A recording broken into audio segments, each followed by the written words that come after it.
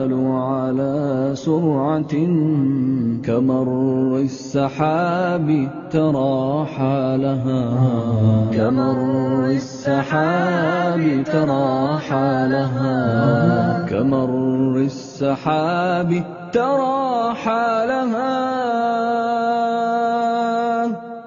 وتنفطر الأرض من نفخة هنالك تخرج أثقالها ولا بد من سائل قائل من الناس يومئذ ما لها من الناس يومئذ ما لها من الناس يومئذ ما لها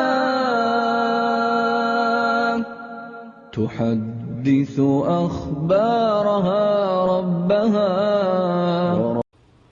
بسم الله الرحمن الرحيم. وما ينطق عن الهوى إن هو إلا وحي يوحى.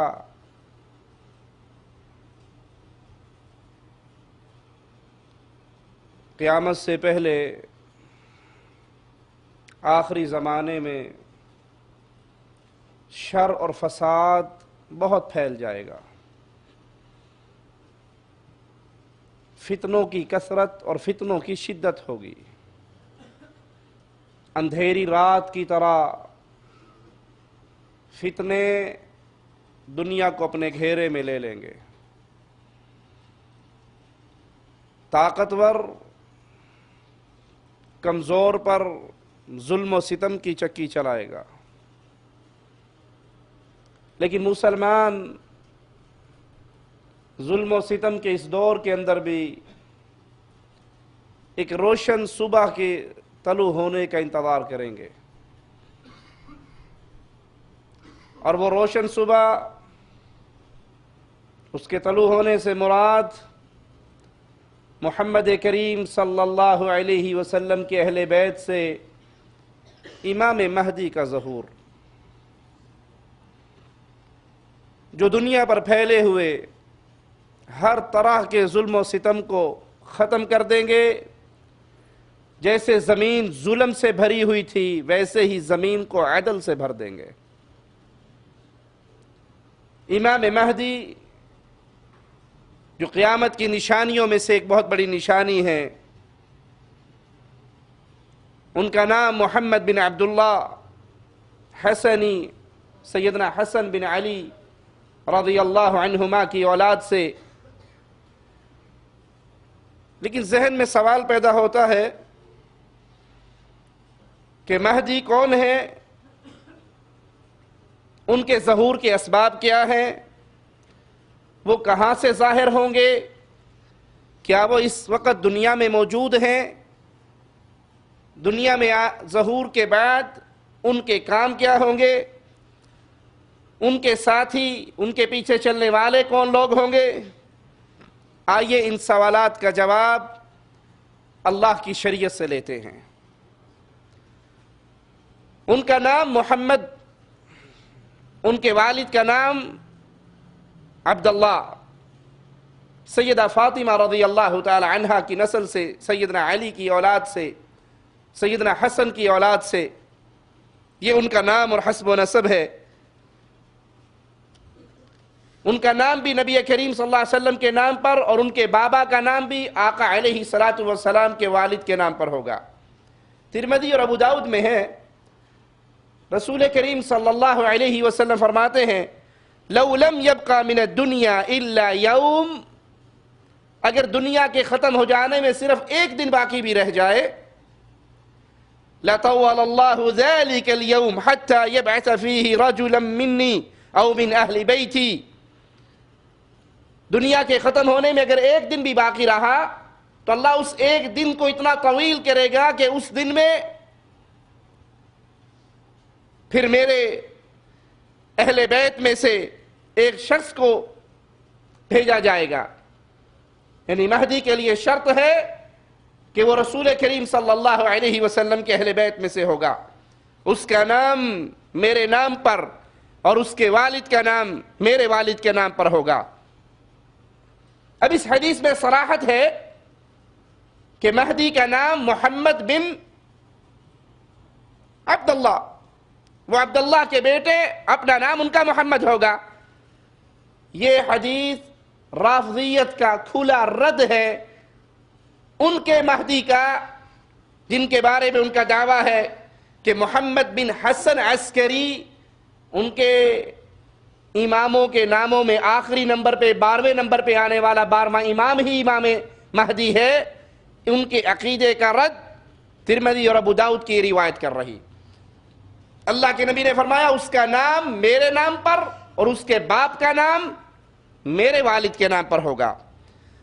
مہدی کے ظہور کا سبب کیا ہوگا؟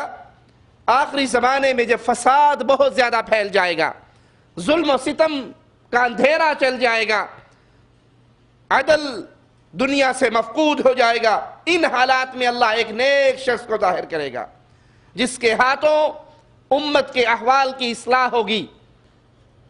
وہ اس ظلم و ستم کو ختم کر کے دنیا کے اندر امن کا گہوارہ اس دنیا کو بنائے گا۔ مسلمان اس کو مہدی کے نام سے پہچانتے ہوں گے۔ بہت سے مارکوں کے اندر وہ اہل ایمان کی قیادت کریں گے۔ وہ صرف مذہبی پیشوا نہیں ہوں گے بلکہ وقت کے امام اور حاکم بھی ہوں گے۔ مہدی کی صفات کیا ہے؟ ابو داؤد میں ہے، رسول کریم صلی اللہ علیہ وسلم نے فرمایا مہدی مجھ سے ہوگا، یعنی میری نسل سے ہوگا۔ پھر آپ علیہ السلام نے فرمایا اس کی جسمانی صفات اجل الجبہ اقن الانف یملأ الارض قسطا وعدلا کما ملئت ظلما وجورا ویملک 7 سنین، وہ چوڑی پیشانی اور لمبی ناک والا، جس کچھ ملکوں کے لوگ آپ نے دیکھے ہیں چپٹی ناک والے ہوتے ہیں، وہ ایسے نہیں ہوں گے، چوڑی پیشانی اور لمبی ناک والے، زمین کو عدل و انصاف سے اسی طرح بھر دیں گے جس طرح زمین ظلم اور ستم سے بھری ہوئی ہوگی، اور ان کی حکومت 7 برس تک رہے گی۔ مہدی کا ظہور کہاں سے ہوگا؟ محمد بن عبداللہ حسنی، ان کا ظہور مشرق کی طرف سے ہوگا۔ وہ اپنے ظہور کے وقت اکیلے نہیں ہوں گے بلکہ اللہ تعالیٰ اہل مشرق کے بہت سے لوگوں کو ان کی مدد کے لیے تیار کرے گا جو دین اسلام کے حاملین ہوں گے اور اللہ کے راستے میں جہاد کرتے ہوئے جہاد کا عزم لے کر امام مہدی کا ساتھ دیں گے۔ سیدنا ابو سعید رضی اللہ عنہ وارضاہ فرماتے ہیں کہ رسول کریم صلی اللہ علیہ وسلم نے فرمایا یخرج فی آخر امتی المہدی یسقیہ اللہ الغیث، میری امت کے آخری زمانے میں مہدی کا ظہور ہوگا، اللہ اس کے دور میں خوب بارشیں برسائے گا۔ وتخرج الارض نباتها، زمین اپنی پیداوار بہت زیادہ کرے گی۔ ویعطی المال صحاحا، وہ لوگوں کو برابری کی بنیاد پہ مال بانٹے گا، مال تقسیم کرے گا۔ وتکثر الماشیۃ وتعظم الامہ، مال مویشی کی کثرت ہو جائے گی اور امت ایک عظیم امت اسلام بن جائے گی۔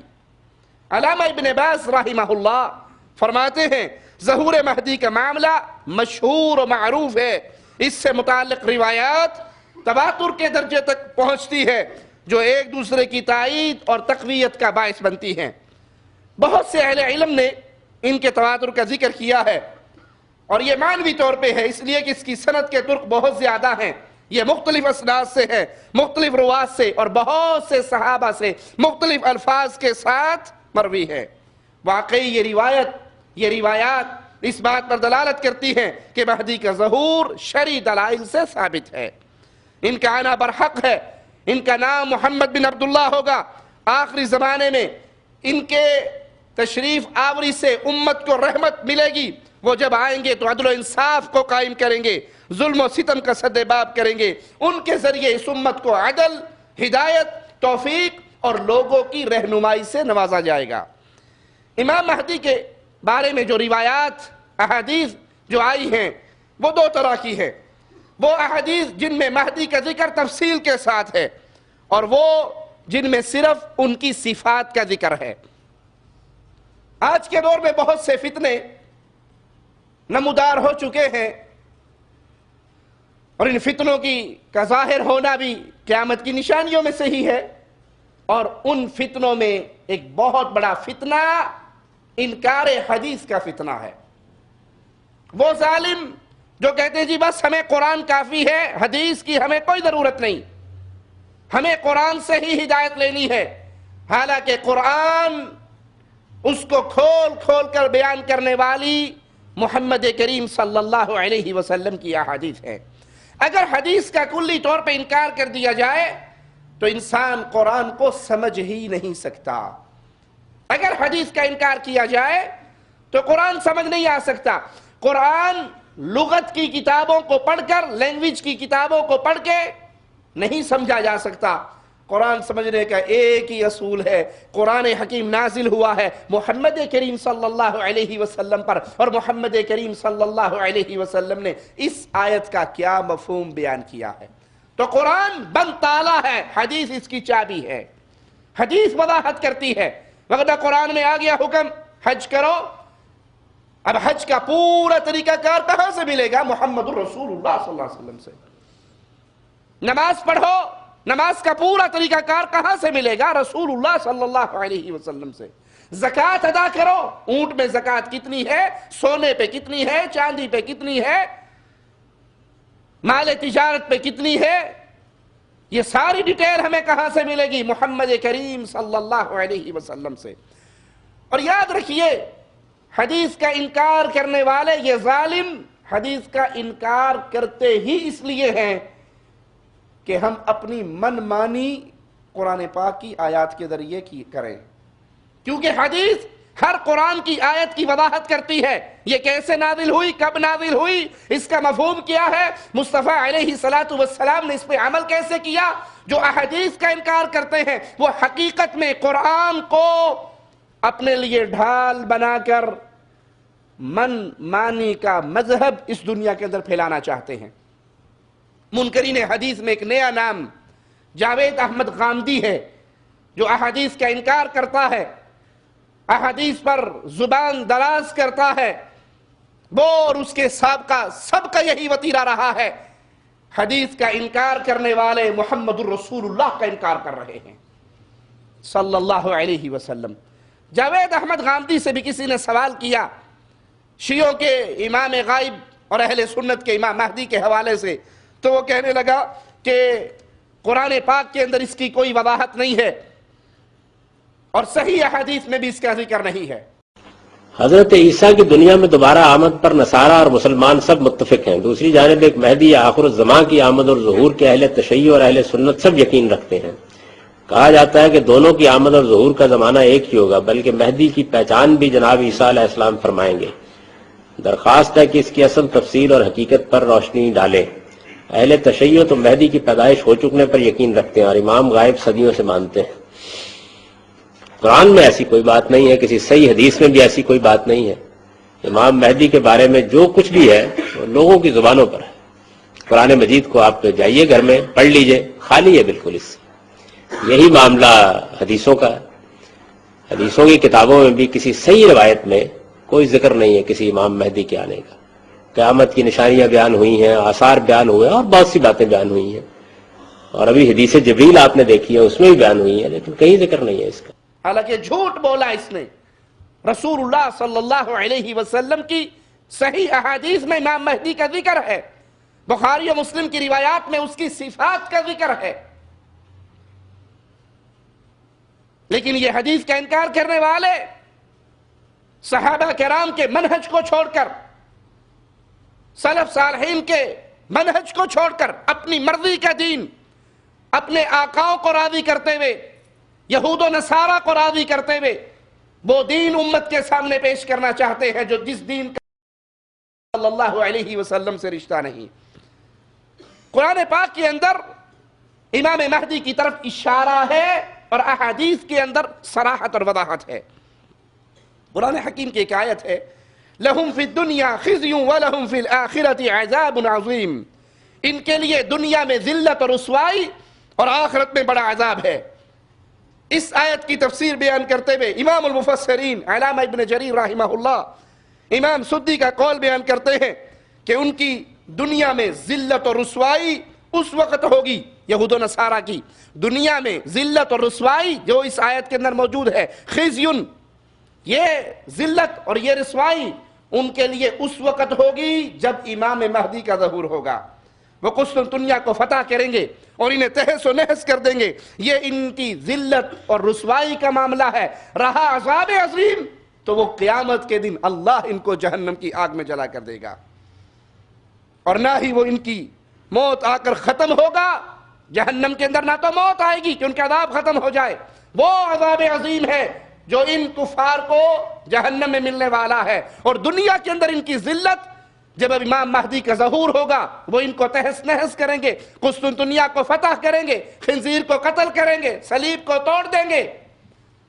قرآن حکیم کی اس آیت سے امام المفسرین یہ بیان کرتے ہیں کہ اس سے مراد یہ ہے۔ امام قرطبی رحمہ اللہ اپنی تفسیر میں امام قتادہ جو تابعی ہیں ان کا قول نقل کرتے ہیں کہ دنیا میں ان کی ذلت اور رسوائی امام مہدی کے ظہور کے وقت ہوگی جبکہ وہ ان کے شہروں کو فتح کر لیں گے۔ امام ابن کثیر رحمہ اللہ اکرمہ، امام سدی اور وائل بن داؤد سے روایت کرتے ہیں، نقل کرتے ہیں کہ انہوں نے دنیا میں ذلت اور رسوائی کی تفسیر خروج و ظہور امام مہدی بیان کی ہے۔ امام شوکانی رحمہ اللہ تفسیر میں بیان کرتے ہیں دنیا میں ان کی ذلت اور رسوائی اس وقت ہوگی جب امام مہدی کا ظہور ہوگا، وہ قسطنطنیہ کو فتح کر لیں گے اور انہیں ہلاک کر دیں گے۔ یہ دنیا کے اندر ان کی ذلت اور رسوائی ہے۔ قرآن حکیم کی اس آیت سے سلف صالحین نے یہ موقف اپنایا ہے۔ جو دین اسلام کو سمجھنا چاہتا ہے صحابہ کرام کے منہج پر، اس کے لیے لازم ہے کہ وہ قرآن کو ویسے سمجھے جیسے مصطفیٰ علیہ السلام کے صحابہ نے سمجھا اور اپنے تابعین کو سمجھایا۔ ابو داؤد میں ہے، رسول کریم صلی اللہ علیہ وسلم فرماتے ہیں المہدی من عطرتی من ولد فاطمہ، مہدی میری اولاد سے ہوگا، فاطمہ الزہرا کی نسل سے ہوگا رضی اللہ تعالی عنہا۔ علامہ ناصر الدین البانی رحمہ اللہ اس حدیث کی سند کو جید قرار دیتے ہوئے لکھتے ہیں کہ اس حدیث کا انکار تو امام مہدی کا انکار کرنے والے بعض اہل علم جن میں علامہ ابن خلدون بھی ہیں، وہ بھی اس حدیث کو ضعیف قرار نہیں دے سکے۔ امام مہدی کے حوالے سے بعض روایات ضعیف ہیں اور کچھ روایات صحیح ہیں۔ اگر رسول اللہ صلی اللہ علیہ وسلم سے کسی مسئلے میں کوئی ایک حدیث صحیح سند کے ساتھ ہم تک پہنچ جائے، وہ مسئلہ دین محمد ہے صلی اللہ علیہ وسلم۔ ماننے والے کے لیے ایک فرمان رسول علیہ السلام کافی ہے۔ جو یہ اعتراض کرتے ہیں کہ یہ موضوع روایات، ضعیف روایات، امام علامہ ابن خلدون بھی اس روایت کو صحیح تسلیم کر کے گئے اور اسے ضعیف نہ کہہ سکے۔ رسول کریم صلی اللہ علیہ وسلم کا ایک فرمان، آپ کی ایک حدیث، ایک روایت صحیح سند سے امت تک پہنچ جائے، کسی بھی مسئلے میں ماننے کے لیے وہ ایک حدیث کافی ہے۔ اور جس نے تباہ کرنی ہے اپنی عقل کی، اپنے نفسانی خواہشات کی، اپنے من مانے عقیدوں کی، اس کے سامنے احادیث کا انبار بھی لگا دیا جائے تو وہ تسلیم کرنے کے لیے تیار نہیں ہوتا۔ حضرت قتادہ رحمہ اللہ فرماتے ہیں میں نے حضرت سعید بن مسیب رحمہ اللہ سے پوچھا کیا واقعی مہدی ہوں گے؟ انہوں نے جواب دیا یہ حقیقت ہے۔ میں نے پوچھا وہ کن میں سے ہوں گے؟ انہوں نے کہا وہ قریش میں سے ہوں گے۔ میں نے پوچھا قریش کے کس خاندان سے ہوں گے؟ انہوں نے کہا بنی ہاشم سے۔ میں نے کہا بنی ہاشم کے کس شاخ سے؟ انہوں نے کہا بنی عبد المطلب سے۔ میں نے کہا بنی عبد المطلب کے کس گھر سے؟ انہوں نے کہا سیدہ فاطمہ کی اولاد سے رضی اللہ تعالی عنہا۔ مسند احمد میں ہے رسول اللہ صلی اللہ علیہ وسلم نے فرمایا اس وقت تک قیامت قائم نہ ہوگی جب تک یہ دنیا ظلم اور ستم سے بھر نہ جائے، جب تک یہ دھرتی ظلم و ستم سے نہ بھر جائے قیامت قائم نہ ہوگی۔ پھر میری آل، میرے اہل بیت میں سے ایک آدمی ظاہر ہوگا جو دنیا کو اسی طرح عدل و انصاف سے بھر دے گا جس طرح یہ ظلم و ستم سے بھری ہوگی۔ مسند احمد میں ہے اللہ کے نبی علیہ السلام نے فرمایا اس وقت تک قیامت قائم نہ ہوگی جب تک میرے اہل بیت میں سے میرے ہی نام کا ایک شخص حاکم نہ بن جائے۔ میرے ہی نام کا ایک شخص دنیا میں حاکم نہ بنے اس وقت قیامت قائم نہ ہوگی۔ اس حدیث کے 3 طرق ہیں اور تینوں کی اسانید صحیح ہیں۔ اس حدیث کو علامہ احمد شاکر نے بھی صحیح قرار دیا۔ حضرت مجاہد ایک صحابی سے بیان کرتے ہیں، انہوں نے فرمایا مہدی کا ظہور تب ہوگا جب بے قصور جان کو قتل کیا جائے، جب قتل و غارت ظلم و ستم عام ہو جائے گا، پھر امام مہدی کا ظہور ہوگا۔ ابن ماجہ اور مسند احمد میں ہے، رسول کریم صلی اللہ علیہ وسلم نے فرمایا المہدی من اہل البیت یصلح اللہ فی لیلہ، مہدی ہمارے اہل بیت میں سے ہے، اللہ ایک ہی رات میں ان کی اصلاح فرما دے گا۔ ایک ہی رات میں اصلاح فرما دے گا، اس سے مراد اللہ تعالیٰ اسے خلافت کے لیے تیار کر دے گا۔ ایک ہی رات میں خلافت کے لیے تیار کر دے گا، یعنی اسے اس لائق بنا دے گا، توفیق عطا فرما دے گا، قیادت و حکمت کی ایسی صفات عطا فرمائے گا جو پہلے اس کے پاس نہ ہوگی۔ اور اس کے ایک معنی یہ بھی ہے کہ اللہ تعالیٰ ایک ہی رات میں یا رات کے کسی لمحے میں ان کے تمام معاملات کو سدھار دے گا، ان کی شان بڑھا دے گا۔ اہل علم، عقل و دانش والے لوگ وہ ایک ہی رات میں اس کی خلافت پر متفق ہو جائیں گے۔ سیدنا ابو ہریرہ رضی اللہ تعالی عنہ فرماتے ہیں رسول اللہ صلی اللہ علیہ وسلم نے فرمایا میرے اہل بیت میں سے ایک آدمی مکہ المکرمہ میں ظاہر ہوگا جس کی خبر سفیانی نامی ایک شخص کو دمشق میں ہوگی، وہ اپنی ایک فوج روانہ کرے گا، لشکر بھیجے گا جس سے وہ شکست دے گا، پھر سفیانی خود اپنی فوج لے کر چلے گا، اور جب وہ چٹیل میدان میں پہنچے گا تو اس کی پوری فوج، سارا کا سارا لشکر زمین میں دھسا دی جائے گی، اور ان میں سے ایک شخص کے سوا کوئی باقی نہیں بچے گا، پورا لشکر ہلاک ہو جائے گا، زمین میں دھسا دیا جائے گا، سوائے ایک آدمی کے، ایک آدمی بچے گا۔ یہ حدیث امام بخاری و مسلم کی شرط کے مطابق صحیح ہے۔ صحیح مسلم، ترمذی اور ابو داؤد میں ہے۔ ام سلمہ رضی اللہ تعالی عنہا فرماتی ہیں رسول اللہ صلی اللہ علیہ وسلم نے فرمایا ایک شخص بیت اللہ کی پناہ لے گا، اس پہ حملہ کرنے کے لیے ایک لشکر بھیجا جائے گا، اور جب وہ لشکر ذوالحلیفہ کے میدان میں پہنچے گا تو زمین میں دھسا دیا جائے گا۔ یہ حدیث صحیح مسلم کے اندر موجود ہے۔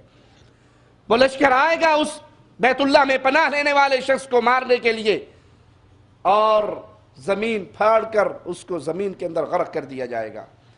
علامہ شمس الحق عظیم آبادی عون المعبود میں اور علامہ عبد الرحمن مبارک پوری تحفۃ الاحوذی میں لکھتے ہیں کہ اس حدیث میں مذکور شخص جو بیت اللہ میں پناہ لینے والا ہوگا اس سے مراد امام مہدی ہے۔ علامہ ابن حجر رحمہ اللہ فرماتے ہیں بیت اللہ میں پناہ لینے والا امام مہدی ہوگا، اس کو مارنے کے لیے لشکر آئے گا اور اللہ اس پورے لشکر کو زمین میں دھسا دے گا۔ مسند احمد میں اور صحیح مسلم میں ہے رسول اللہ صلی اللہ علیہ وسلم نے فرمایا ینزل عیسی ابن مریم فیقول امیرهم تعال صل بنا، عیسیٰ علیہ السلام کا نزول ہوگا، مسلمان نماز کے وقت پر مسلمانوں کا امیر عیسیٰ علیہ السلام سے کہے گا آئیے اور نماز پڑھائیے، فیقول لا ان بعضکم علی بعض امیر، عیسیٰ علیہ السلام فرمائیں گے نہیں، یہ امام ہی جماعت کروائے اور میں اس کے پیچھے نماز پڑھوں گا، تمہارا بعض تمہارے بعض کے اوپر امیر ہے۔ لیکرم اللہ هذه الامہ، اللہ نے اس امت کو یہ عزت، یہ مقام اور یہ شرف دیا ہے۔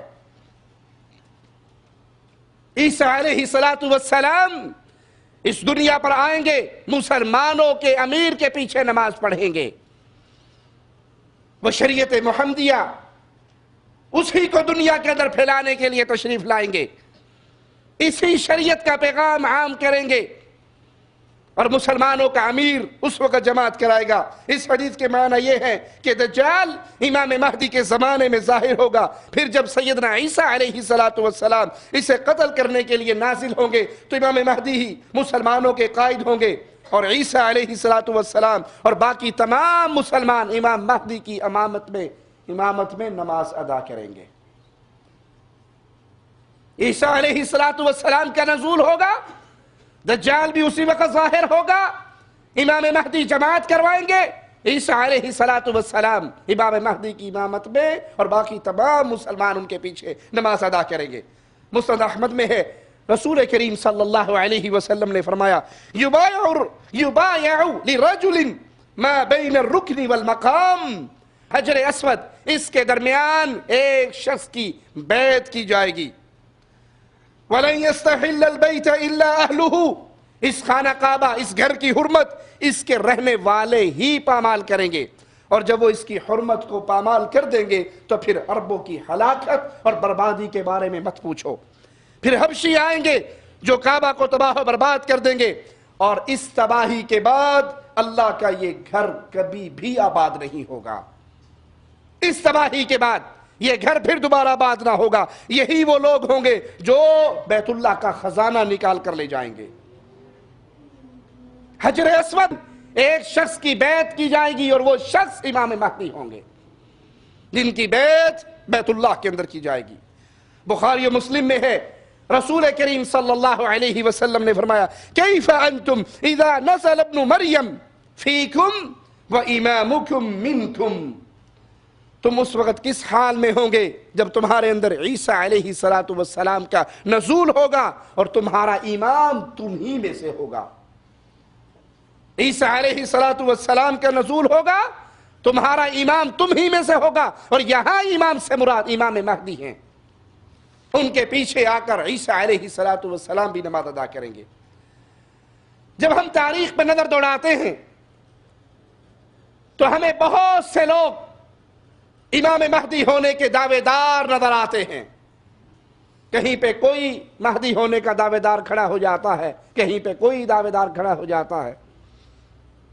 ابھی چند دن پہلے ہی میں نے اخبار میں پڑھا، کسی عرب ملک کا باشندہ آیا اور حجر اسود کے قریب کھڑے ہو کے اس نے شور بجانا شروع کر دیا، میں امام مہدی ہوں، میں امام مہدی ہوں۔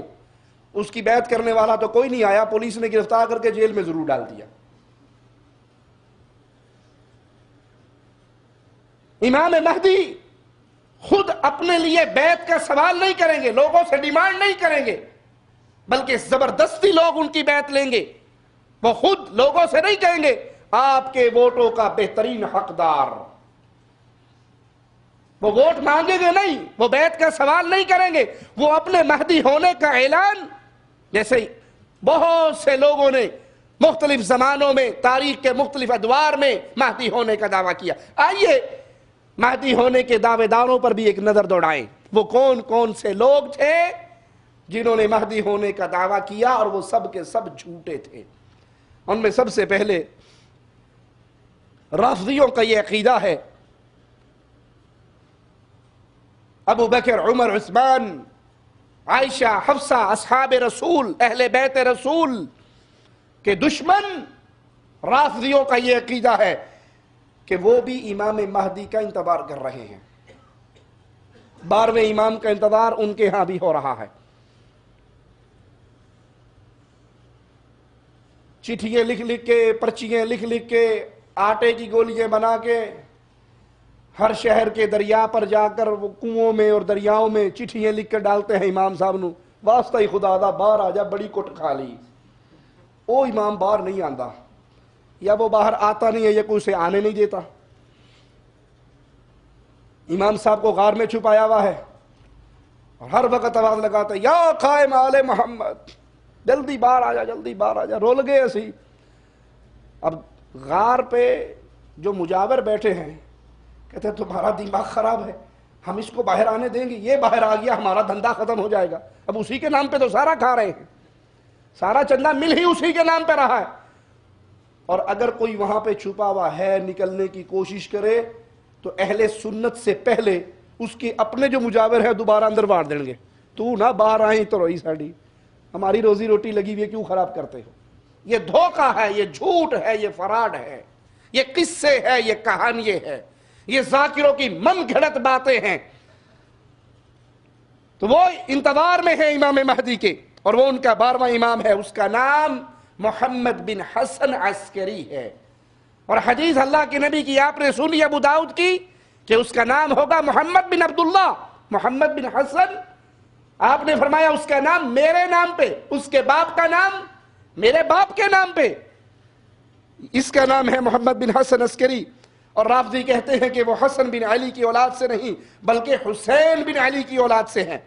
حسن بن علی کی اولاد سے ہونے میں حکمت کیا ہے کہ جس طرح حضرت حسن، سیدنا حسن میرے نبی کے پھول، میرے نبی کے شہزادے، میرے نبی کی خوشبو، امت کے سردار، جس کے بارے میں رسول کریم صلی اللہ علیہ وسلم نے فرمایا تھا حسن میرا یہ بیٹا سردار ہے، اور ہو سکتا ہے اللہ مسلمانوں کی 2 جماعتوں کو اس کے ہاتھ پہ اکٹھا کر دے گا.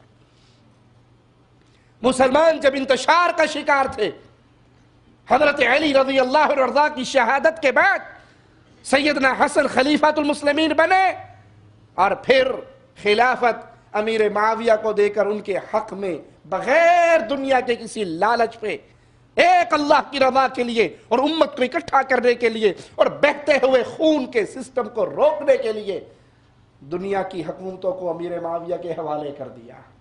خود دستبردار ہو گئے، اور ان کے دور میں اتنا بھی خون نہیں بہا جتنا ایک مکھی کے مرنے کا خون بہتا ہے. مسلمانوں کا خون اسی دن رک گیا جس دن حسن بن علی نے خلافت سنبھالی. ان کی اولاد میں سے ہوں گے، اور وہ بھی ویسے ہی دنیا کے اندر عدل و انصاف کو برپا کریں گے جیسے دنیا ظلم و ستم سے بھری ہوگی. ان کا عقیدہ ہے کہ یہ امام 260 ہجری میں سامرا کے ایک غار میں داخل ہوا. اس وقت داخل ہوتے وقت محمد بن حسن عسکری کی عمر 5 سال تھی. اب 5 سال کا بچہ، اور اس کو غار کے اندر داخل کر دیا. اب جو ان سے پوچھو کہ فلاں چیز کہاں ہے، جواب ملتا ہے کہ امام غائب لے کے چلا گیا. ان کا بڑا رونا پیٹنا ہے کہ مصحف فاطمی تھا، یہ جو تمہارا مصحف ہے قرآن ہے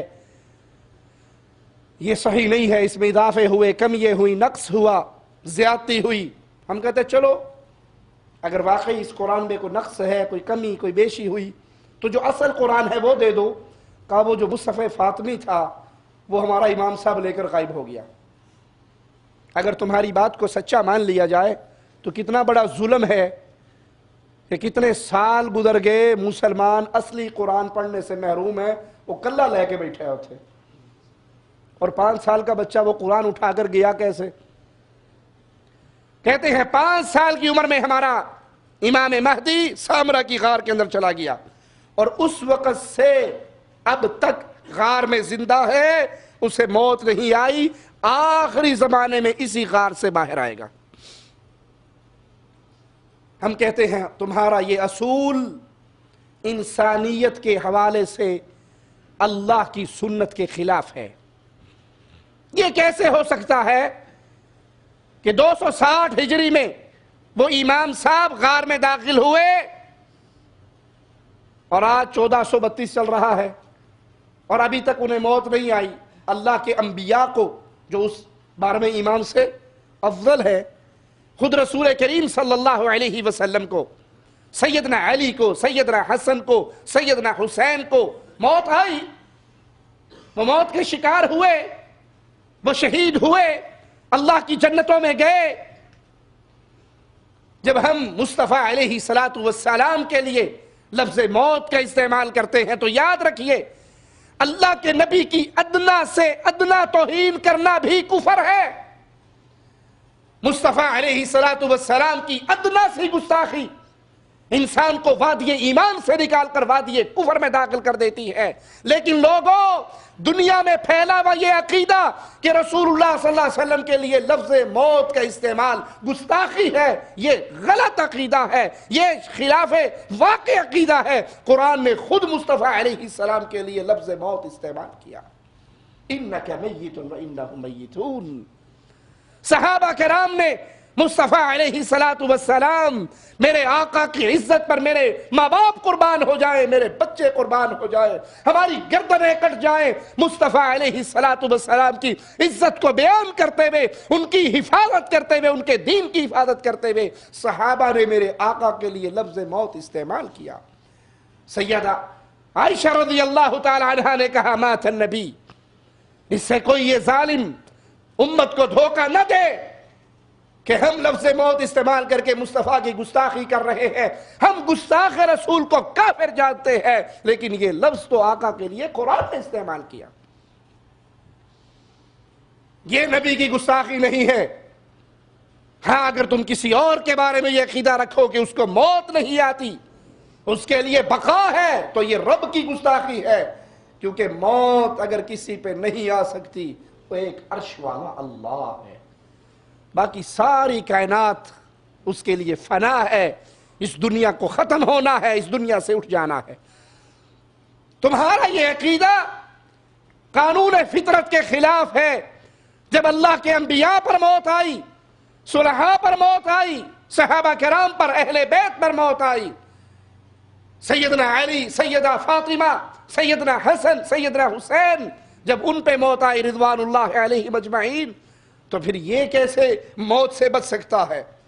آئیے رافضیوں کی کتابوں کی طرف چلتے ہیں اور دیکھتے ہیں کہ وہ اپنے امام مہدی کے بارے میں کیا عقیدے لے کر بیٹھے ہیں۔ ملا باقر مجلسی اپنی کتاب حق الیقین میں 12ویں امام مہدی کے ظاہر ہونے کے بعد وہ کیا کچھ کرے گا، وہ اعمال نقل کرتے ہیں، بیان کرتے ہیں، اور پھر سوچئے جن اعمال کی طرف رافضیوں کا امام اشارہ کر رہا ہے کہ ہمارا مہدی آ کر یہ کرے گا، ایسا اعمال اور عقیدہ کرنے والا انسان مہدی تو دور کی بات ہے، مسلمان بھی ہو سکتا ہے یا نہیں، مومن بھی ہو سکتا ہے یا نہیں۔ وہ کہتے ہیں امام صاحب جب ظاہر ہوں گے تو برہنہ ننگے ظاہر ہوں گے۔ انا للہ و انا الیہ راجعون۔ ظالمو، امام صاحب کی عزت کر رہے ہو یا امام کی بےزتی کر رہے ہو؟ آپ کو کہنا چاہیے تھا کہ امام صاحب آئیں گے جنت کی پوشاک پہنی ہوئی ہوگی، امام صاحب آئیں گے لباس فاخر ہوگا، یا فاخر نہیں سادگی سے بھی آئیں گے تو 2 چادریں لی ہوئی ہوں گی، 1 چادر لی ہوئی ہوں گی، کوئی شے بھی نہیں، امام آئے گا اور برہنہ۔ سوچنے پہ انسان مجبور ہو جاتا ہے کہ یہ عقیدہ کیوں بیان کرتے ہیں؟ وہ اس لیے کہ امام کے نام پہ تو ساری عمر کھاتے ہوئے گزار دی انہوں نے، پیسہ دو امام کو یہ پہنچانا ہے، پیسہ دو امام کو یہ پہنچانا ہے، چندہ دو امام کو یہ دینا ہے، تو کہیں گے تم نے چندہ ہی کم دیا تھا، ہم سپلائی پوری نہیں دے سکے۔ جب وہ باہر نکلیں گے بیچارے تو بغیر لباس کے ہوں گے۔ رافضیو تمہیں مبارک ہو، تمہارا امام ننگا باہر آئے اور تم اس کی بیعت کرنے کے لیے آ گیا، یہ امام مہدی نہیں ہو سکتا۔ تم نے جھوٹ لکھا ہے امام مہدی کے بارے میں۔ وہ کس کی نسل سے ہے؟ سیدہ فاطمہ کی نسل سے، جس کی شرم، جس کی حیا، جس کی غیرت، جس نے کہا تھا علی جنازہ رات کو اٹھانا۔ فاطمہ بات کیا ہے، جنازہ رات کو کیوں اٹھے؟ کہا فاطمہ نہیں چاہتی اس کے کفن کی چادر پہ بھی غیر محرم کی نظر پڑ جائے۔ کس کی نسل سے، کس کی اولاد سے؟ جس نے شرافت کا دودھ پیا، محمد کریم کی اولاد، اور لوگوں کے سامنے برہنہ ہو کر آئے۔ انا للہ و انا الیہ راجعون۔ یہ تمہارا کچھ ہوگا، اہل ایمان جس کی نشانیاں مصطفیٰ علیہ السلام کی احادیث بیان کر رہی، وہ اس کے بالکل برعکس ہے۔ حق الیقین جو ایران سے تباہ ہوئی، اس کے صفحہ 527 پہ لکھا ہے امام مہدی ظہور کے بعد کرے گا کیا؟ اللہ کے نبی نے کیا فرمایا تھا؟ ظلم و ستم بڑھ چکا ہوگا، اور مہدی ظہور کے بعد اس ظلم کو ختم کر کے عدل و انصاف کو قائم کرے گا، زمین کو ویسے انصاف سے بھر دے گا جیسے وہ ظلم سے بھری ہوگی۔ لیکن یہ کیا کہتے ہیں ملا باقر مجلسی حق الیقین صفحہ 527 پر کہ مہدی ظہور کے بعد کفار سے پہلے اہل سنت کے علماء کو قتل کرے گا۔ انا للہ و انا الیہ راجعون، لا حول ولا قوۃ الا باللہ۔ تو یہ مہدی صاحب ظلم ختم کرنے کے لیے آئیں گے یا ظلم کرنے کے لیے آئیں گے؟ ایک مہدی کی تصویر مصطفیٰ علیہ السلام کی احادیث ہمارے سامنے رکھ رہی ہے، وہ ظالم نہیں، وہ جابر نہیں، بلکہ وہ عدل و انصاف والے ہوں گے، وہ دین اسلام پر چلنے والے ہوں گے۔ اور ایک تصویر تم پیش کر رہے ہو کہ وہ یہودیوں سے پہلے، عیسائیوں سے پہلے، ہندوؤں سے پہلے، کفار سے پہلے، سب سے پہلے وہ اہل سنت کو قتل کرے گا، اور جو مصطفیٰ کی سنت کو ماننے والوں کو قتل کرے گا اس کا اپنا ایمان کہاں باقی رہے گا؟ بحار الانوار ملا باقر مجلسی کی کتاب ہے، اس میں وہ لکھتے ہیں امام قائم آل محمد نئی شریعت اور نئے احکامات لے کر آئیں گے۔ امام قائم آل محمد نئی شریعت لائیں گے، نئے احکامات لائیں گے، یہ تمہارا دعویٰ ہے، اور مصطفیٰ علیہ السلام کا فرمان ہے لا نبی بعدی، میرے بعد کوئی نبی نہیں، میں آخری نبی، تم آخری امت۔ اللہ کا اعلان، مالک کا فرمان، اللہ نے ہمارے لیے اس دین اسلام کو پسند کیا جو قیامت کی دیواروں تک کے لیے، یہ شریعت محمدیہ، یہ دین اسلام قیامت تک کے لیے ہے۔ اب نہ کوئی نیا دین آئے گا اور نہ ہی کوئی نئی شریعت، نئے احکامات آئیں گے، اور اگر اسلام کے علاوہ کوئی اور دین کوئی چاہے گا تو اللہ اسلام کے علاوہ کسی اور دین کو قبول ہی نہیں کرتا۔ آئیے اللہ کی کتاب سے سنتے ہیں وَمَن يَبْتَغِ غَيْرَ الْإِسْلَامِ دِينًا فَلَن يُقْبَلَ مِنْهُ وَهُوَ فِي الْآخِرَةِ مِنَ الْخَاسِرِينَ، جو شخص اسلام کے سوا کسی اور دین کو تلاش کرے اس کا دین قبول ہی نہیں کیا جائے گا اور آخرت میں وہ نقصان پانے والوں میں ہوگا۔ احادیث رسول نے تو ہمیں یہ بتایا کہ امام مہدی ظلم و ستم کا خاتمہ کریں گے، مسلمانوں کی قیادت کریں گے، عیسیٰ علیہ السلام کے نزول ہوگا، دجال سے معرکہ برپا ہوگا، مسلمانوں کے امام ہوں گے، اور تمہاری کتابیں جو کچھ ہمیں بتا رہی ہیں کہ وہ اسلام کا نام ہی نہیں لیں گے بلکہ شریعت بھی نہیں لے کر آئیں گے اور احکامات بھی نہیں لے کر آئیں گے۔ رافضیوں کے امام غائب کا امام مہدی کا ایک اور کام سنیے، ملا باقر مجلسی حق الیقین صفحہ 464 پہ لکھتا ہے امام مہدی ابو بکر و عمر کو قبر سے نکال کر سزا دے گا۔ انا للہ و انا الیہ راجعون، لا حول ولا قوة الا باللہ۔ کروڑ امام مہدی ہو، کروڑ قائم آل محمد ہو، کروڑ 12ویں امام ہو، 1 کروڑ تمہارا 12واں امام ابو بکر کی جوتی سے اڑنے والے خاک کے ایک ذرے کے برابر نہیں ہو سکتا، جس کے بارے میں آقا علیہ السلام نے فرمایا ابو بکر و عمر سے بہتر انسان پر سورج طلوع ہی نہیں ہوا، اور تم اس ظالم کی تصویر کشی کرتے ہو کہ وہ آئے گا اور وہ آ کر نعوذ باللہ ابو بکر و عمر پر کو سزا دے گا، ان پہ کوڑے برسائے گا۔ انا للہ و انا الیہ راجعون۔ تمہاری ایسی عقل پہ، تمہارے ایسے دین پہ سوائے افسوس کے اور کچھ نہیں ہو سکتا۔ امام صاحب کہتے ہیں چلتے ہوئے آئیں گے اللہ کے نبی صلی اللہ علیہ وسلم کی قبر کے پاس، لوگوں سے سوال کریں گے کیا یہ قبر میرے دادا کی ہے، جد امجد کی ہے؟ لوگ کہیں گے ہاں۔ سوال کرے گا یہ اس کے ساتھ اور دفن ہونے والے کون ہیں؟ جواب ملے گا ابو بکر عمر ہے۔ کہے گا ان کی قبروں کو پھاڑو، نعوذ باللہ ثم نعوذ باللہ، ان کی لاشوں کو باہر نکالو۔ لاشیں باہر نکالی جائیں گی، وہ ویسے ہی تر و تازہ ہوگی جیسے ابھی دفن ہوئی ہے۔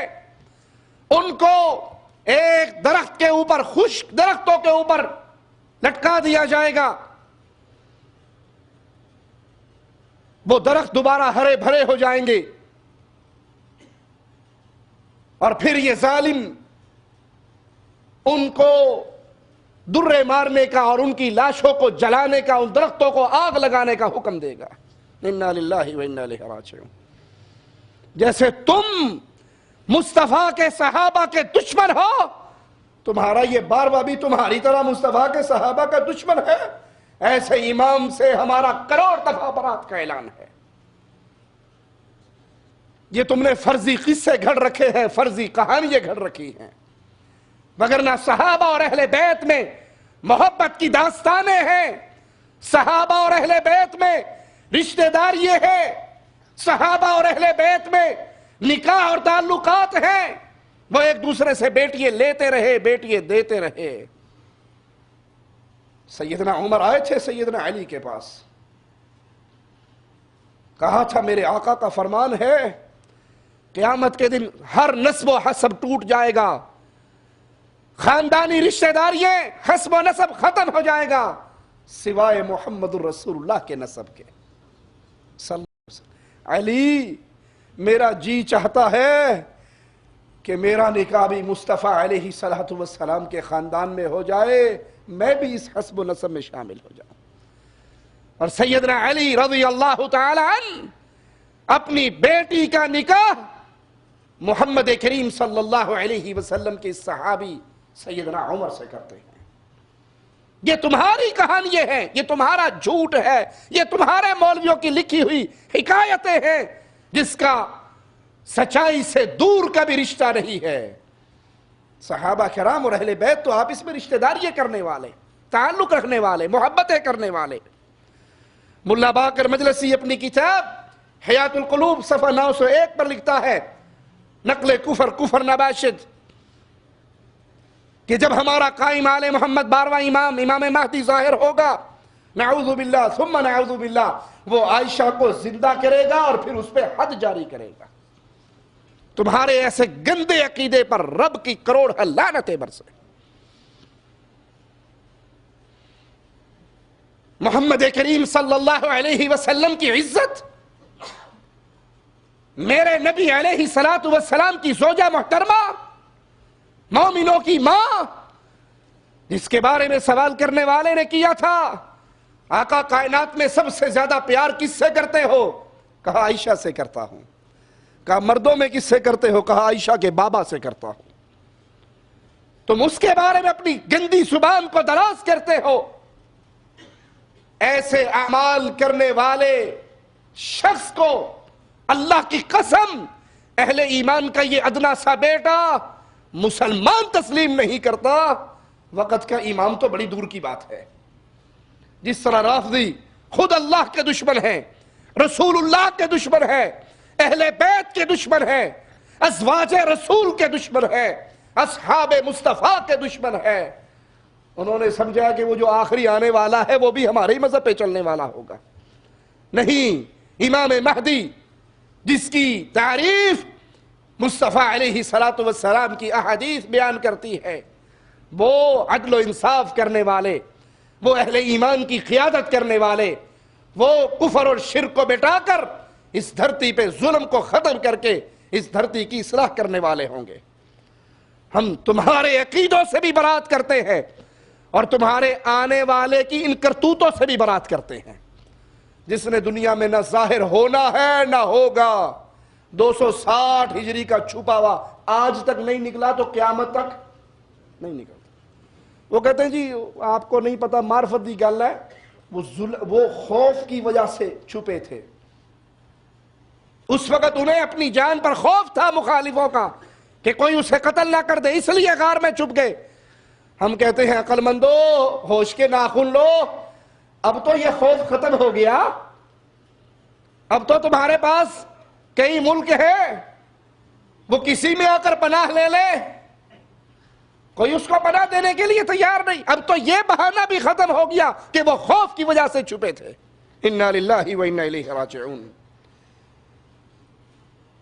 پھر سوال پیدا ہوتا ہے اگر وہ زندہ ہیں اپنی غار کے اندر تو سوچو وہ اتنے عرصے سے غار میں چھپے ہوئے کیوں ہیں؟ امت برباد ہو رہی ہے، امت ہلاک ہو رہی ہے، وہ باہر تشریف لا کے امت اسلامیہ کی باغ دوڑ کیوں نہیں سنبھالتے؟ اس وقت سے چھپے ہوئے ہیں۔ وہ کس وقت کا انتظار کر رہے؟ مسلمانوں سے ملک چھینے جا رہے، ارے اللہ کی کتاب کو جلایا جا رہا، اس موقع پر وہ باہر نہیں آئے، پھر یاد کر لو وہ قیامت تک باہر نہیں آئیں گے۔ یہ تمہاری من گھڑت قصے اور کہانیاں ہیں جو تم نے مال کھانے کے لیے امام صاحب کے نام پہ مشہور کر رکھی ہے۔ امام ابن کثیر رحمہ اللہ فرماتے ہیں کہ احادیث میں مہدی محمد بن عبداللہ کے بارے میں جو روایات وارد ہوئی ہیں، فرماتے ہیں اہل سنت کا امام مہدی بلاد مشرق سے ظاہر ہوگا، نہ کہ سامرا کی غار سے، جیسے کہ رافضیوں کا عقیدہ ہے۔ اور یہ عقیدہ محض حماقت، شیطان کی طرف سے شدید گمراہی اور دھوکہ دہی ہے۔ اس عقیدے کی دلیل نہ اللہ کے قرآن میں ہے، نہ مصطفیٰ علیہ السلام کے فرمان میں ہے، اور نہ ہی عقل اس کو تسلیم کرتی ہے۔ خوف کی وجہ سے چھپ گئے، خوف کا معاملہ ختم ہو گیا، اب کیوں نہیں باہر آتے؟ وہ تب آئیں گے جب ظلم و ستم بڑھ جائے گا۔ امت پہ کتنا ظلم ٹوٹ رہا ہے، کیوں نہیں باہر آتے؟ یہ ڈرامے بازی ہے، یہ دھوکہ دہی ہے، یہ قصے کہانی ہے، یہ مال کھانے کا طریقہ ہے جو ذاکروں نے اپنی عوام کے لیے بنا رکھا ہے۔ دوسرا شخص جس نے مہدی ہونے کا دعویٰ کیا وہ عبداللہ بن سبا نے دعویٰ کیا کہ سیدنا علی بن ابی طالب رضی اللہ عنہ وارضاہ مہدی منتظر ہیں، اور اس کا خیال تھا کہ وہ دنیا میں واپس پھر آئیں گے۔ تیسرا جس نے مہدی ہونے کا دعویٰ کیا وہ مختار بن عبید ثقفی، اس نے کہا کہ محمد بن حنفیہ جو 80 ہجری میں فوت ہوئے وہ مہدی منتظر تھے۔ محمد بن عبداللہ بن حسن بن علی بن ابی طالب جو سن 145 ہجری میں فوت ہوئے، یہ بہت روزے دار، بڑی نمازیں پڑھنے والے، اللہ کے بڑے نیک انسان۔ ان کے دور میں کچھ لوگ فتنے میں مبتلا ہو گئے اور سمجھنے لگے کہ یہی امام مہدی ہے۔ مہدیت کا دعویٰ کرنے والوں میں ایک نام عبید اللہ بن میمون کا بھی ہے، اس نے 325 ہجری میں وفات پائی۔ اس کا دادا یہودی تھا۔ عبید اللہ فرقہ کرامتہ کا بانی تھا جنہوں نے مسلمانوں کا قتل عام کیا، اور سن 317 ہجری میں بیت اللہ سے حجر اسود کو چوری کر کے بھاگ گیا۔ یہ لوگ کفر و الحاد میں یہود و نصارہ سے 2 قدم آگے بڑھے ہوئے تھے۔ انہوں نے مصر و حجاز اور شام میں کنٹرول حاصل کیا، وہاں پہ اپنی حکومتیں قائم کی، اور غلط بیانی کرتے ہوئے جھوٹ کا چولا پہن کر اپنی نسبت سیدہ فاطمہ کی طرف کی اور اپنے آپ کو فاطمی مشہور کیا۔ انہوں نے اپنے عہد اقتدار میں جب حکومتیں سنبھال لی، شافعی مسلک سے تعلق رکھنے والے سارے قاضیوں کو معزول کر دیا، سارے قاضیوں کو ہٹا دیا، قبروں، مزاروں، درباروں، قبر پرستی کا چرچا کیا، اس کو عام کیا۔ اللہ کی عبادت سے لوگوں کی گردنوں کو ہٹا کر قبروں کی عبادت، درباروں کی عبادت، بزرگوں کی پوجا پہ لگا دیا۔ امام ابن کثیر رحمہ اللہ فرماتے ہیں فاطمیوں کا دور حکومت 280 برس سے زیادہ عرصے پر محیط ہے۔ عبید اللہ نے مہدی ہونے کا دعویٰ کیا، اور مہدیہ نامی ایک شہر کی بنیاد بھی اس نے رکھی۔ جن لوگوں نے مہدی ہونے کا دعویٰ کیا ان میں محمد بن عبداللہ بربری بھی ہے۔ یہ شخص سن 514 ہجری میں ظاہر ہوا۔ اس نے دعویٰ کیا کہ وہ حضرت علی کی نسل سے ہے، اس نے اپنا نسب حسن بن علی کے ساتھ جوڑ لیا۔ یہ ہیلے باز، دھوکے باز، فراڈیا انسان تھا، بہت دھوکہ دے کر لوگوں کو اپنے جال میں پھنسایا کرتا تھا۔ اور اس نے ایک ہیلا کیا کیا، لوگوں کو یہ تسلیم کروانے کے لیے کہ میں ہی امام مہدی ہوں، قبریں کھدوائی، کچھ لوگوں کو قبروں کے اندر لٹا دیا، اور باقی لوگوں کو لے کر ان کی قبروں پہ آیا اور کہنے لگا قبر والو تم میرے بارے میں کیا کہتے ہو؟ وہ جو اندر پہلے سے اپنے بندے لٹائے ہوئے تھے وہ کہنے لگے تو امام مہدی ہے، تو علی کی اولاد میں سے ہے، معصوم عن الخطا ہے۔ تو نے کہا ہون ٹھیک ہے، تسی تے مانتے کوئی نہیں، مردے منن ڈے نے، اب تو مان لو مجھے۔ مردوں نے مان لیا۔ اب اس کو پتا تھا کہ یہ بندے تو میں نے اپنے ڈالے ہوئے ہیں، یہ راز لیک آؤٹ بھی ہو سکتا ہے۔ اس نے وہی قبریں ان کے اوپر دھسا دی، اور جو زندہ پیر صاحب اندر گئے ہوئے تھے وہیں پہ مر گئے۔ ساروں کی قبریں دھسا کے سب کو مار دیا۔ یہ ہیلے باز، دھوکہ اور فراڈیا، فراڈ کرنے والا، دھوکہ دینے والا انسان۔ مہدی ہونے کے دعوے داروں میں ایک شخص محمد احمد بن عبداللہ سوڈانی، 1302 ہجری میں یہ فوت ہوا۔ اس نے بھی دعویٰ کیا کہ میں امام مہدی ہوں۔ یہ صوفی تھا، سوڈان پر اس نے غلبہ بھی اور کنٹرول بھی حاصل کیا، زہد و عبادت میں مشہور ہوا، اس نے 38 برس کی عمر میں مہدی ہونے کا اعلان کیا۔ اس کا عقیدہ تھا کہ جو شخص مجھے مہدی تسلیم نہیں کرتا وہ اللہ اور اس کے رسول کے ساتھ کفر کا ارتکاب کرتا ہے، مگر یہ بھی دیگر جھوٹے دعوے داروں کی طرح ایک جھوٹا دعوے دار تھا۔ اس کا نام تھا محمد بن احمد بن عبداللہ، اور حدیث میں کیا آتا ہے مہدی کا نام کیا ہوگا؟ محمد بن عبداللہ۔ مہدیت کے دعوے داروں میں ایک شخص محمد بن عبداللہ قحطانی بھی تھا۔ یہ شخص سعودیہ میں ریاض کے شہر میں ظاہر ہوا۔ اس نے ایک روز خواب دیکھا کہ وہ مہدی ہے۔ کچھ لوگوں نے اس کی بیعت کر لی، کچھ اس کے مرید بن گئے، اس کے ساتھ چل پڑے، اور سن 1400 ہجری میں جا کر بیت اللہ کے اندر انہوں نے اپنے آپ کو محصور کر لیا اور وہاں پر اعلان کر دیا کہ میں مہدی ہوں۔ یہ واقعہ فتنہ حرم کے نام سے مشہور ہوا اور بالآخر اس کے قتل کے ساتھ یہ فتنہ ختم ہو گیا۔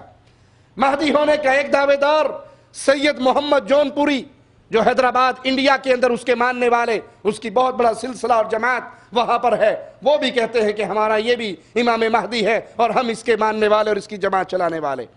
مہدی ہونے کے دعوے داروں کے آئیے معاملے پر غور کرتے ہیں۔ جب ہم یہ انکار کرتے ہیں کہ یہ جھوٹ بولتا ہے، یہ مہدی نہیں ہے، یہ مہدیت کے دعوے میں کذاب ہے، اس سے مراد ان احادیث کا انکار نہیں ہے جو مہدی کی صفات اور ان کی شان کے بارے میں آئی ہے، بلکہ یہاں پر کسی شخص کا تعین کرنا کہ یہی مہدی ہے جس کا ذکر احادیث میں آیا ہے۔ احادیث کو ہم مانتے ہیں، تسلیم کرتے ہیں، احادیث کا انکار نہیں کرتے، لیکن جن لوگوں نے اپنے آپ کو اس مقام پر فائز کرنا چاہا، جب ان کے معاملات کو دیکھتے ہیں، پڑھتے ہیں، تو وہ صفات کے برعکس ہیں جو صفات احادیث میں آئی۔ احادیث سچی ہے، یہ دعویٰ کرنے والے جھوٹ بولتے ہیں، کیونکہ رسول اللہ صلی اللہ علیہ وسلم نے مہدی کے معاملے کو ہوا کے اندر نہیں چھوڑ دیا، بلکہ آپ نے اس کی امت کو نشانیاں بیان کی ہیں، تفصیلات بتائی ہیں۔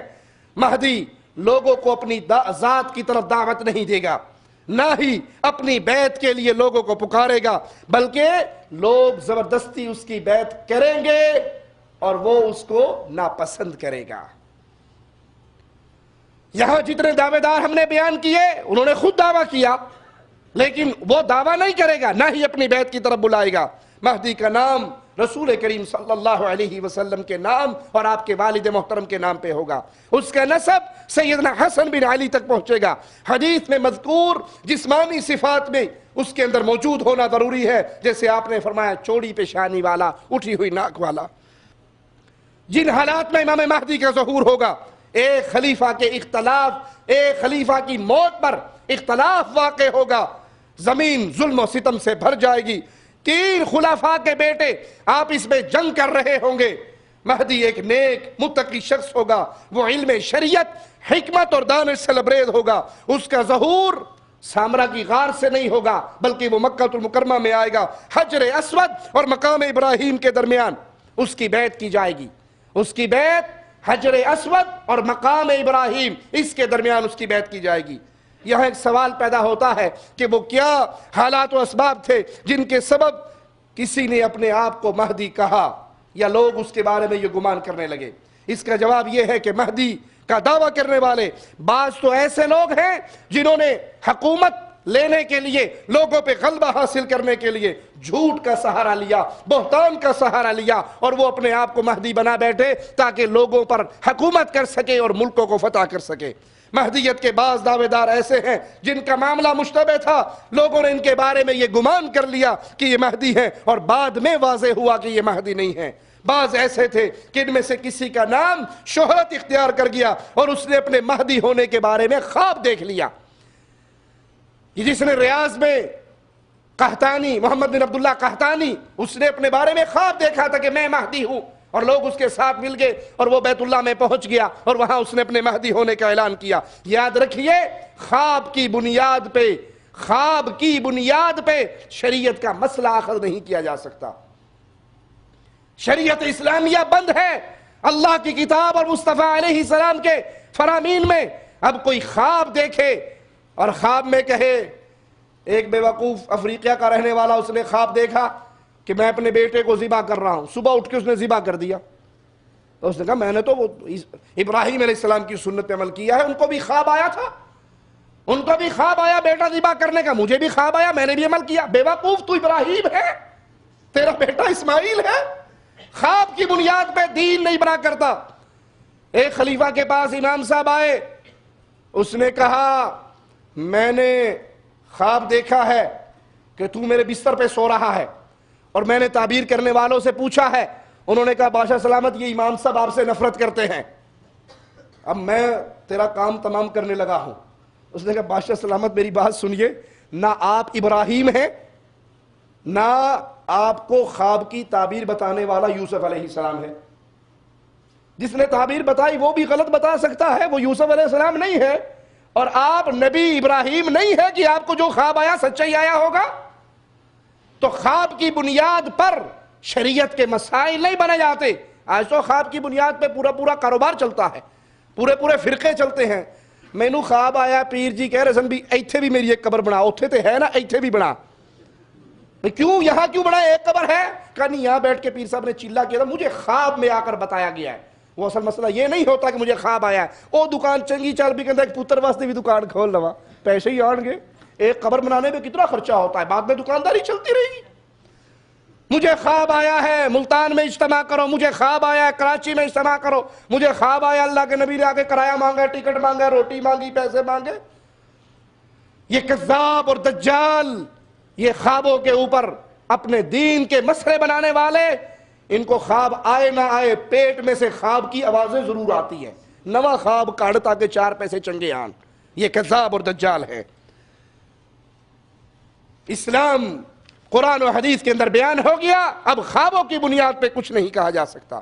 یاد کر لے ایک اصول کو، اگر کوئی شخص مہدی ہونے کا دعویٰ کرے اور احادیث میں بیان کردہ علامات نشانیاں اس میں نہ پائی جائے اور دجال کا ظہور نہ ہوا ہو تو ایسا شخص جھوٹا ہے، کذاب ہے، دجال ہے۔ اسی طرح اگر کوئی شخص عیسیٰ علیہ السلام کا نام لے کر کہے کہ میں مسیح ہوں، یہ دعویٰ کرے، اور دجال کی اس کی آمد سے پہلے دجال نہ نکلا ہو تو یہ شخص بھی کذاب اور دجال ہے، کیونکہ بعض لوگوں نے مہدی کے ظہور کا انکار کیا ہے۔ آئیے انکار کرنے والوں کے دلائل پہ ایک دو منٹ میں نظر دوڑاتے ہیں۔